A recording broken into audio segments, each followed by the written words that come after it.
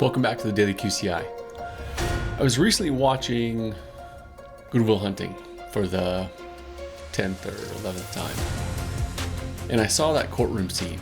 Now, liberty, in case you've forgotten, is the soul's right to breathe. I mean, it cannot take a long breath. Laws are girded too tight. Without liberty, man is a Cinco. That metaphor is visceral. Freedom isn't a luxury, it's oxygen. Without it, we faint. That's stirring rhetoric, but if you stop for a second and really think about it, have we been chanting liberty for so long that we've forgotten to ask what it actually means? I have. So I had to do some research. I looked it up. I checked definitions and found that it's not as simple as it seems. So liberty sounds noble until you put two people's freedoms in conflict. My freedom to drive 120 on the highway collides with your freedom to stay alive. So we have speed limits. Your freedom to speak without restraint collides with my freedom to live without being harassed. How does that balance with the freedom of speech? We like to imagine liberty as infinite, like air in the sky, but in practice, it has to be rationed and parceled and bargained over. Every expansion of my liberty potentially shrinks yours.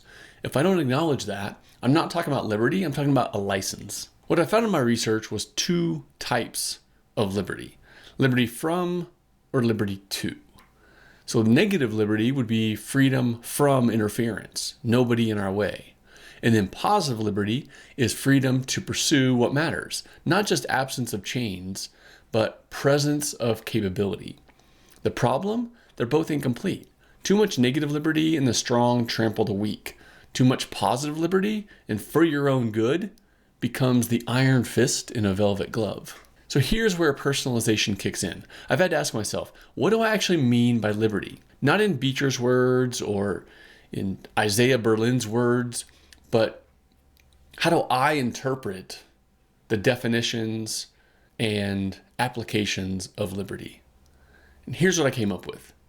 Liberty is the capacity to grow without suffocating others in the process. Now that's going to mean two uncomfortable things. I'm not as free as I like to tell myself because my choices ripple. And I'm freer than I realize because many of the limits that I chafe against are actually scaffolding.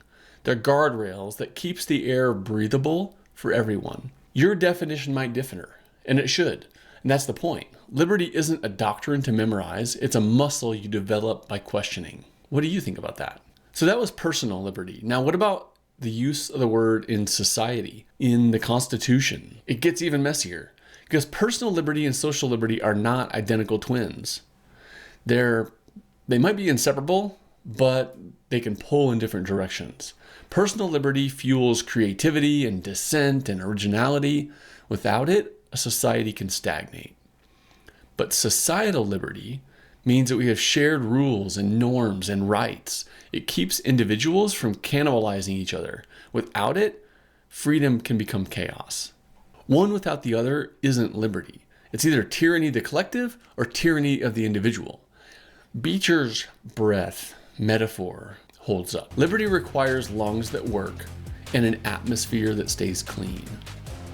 So here's the challenge. Stop quoting and start interrogating. Where in your life are you demanding freedom but choking someone else's? Where are you accepting constraints that actually enlarge your capacity to breathe? And what version of liberty would you fight for? Not in theory, but in your daily choices. The work is ours. Liberty isn't a banner to wave, it's a question to live. See you tomorrow.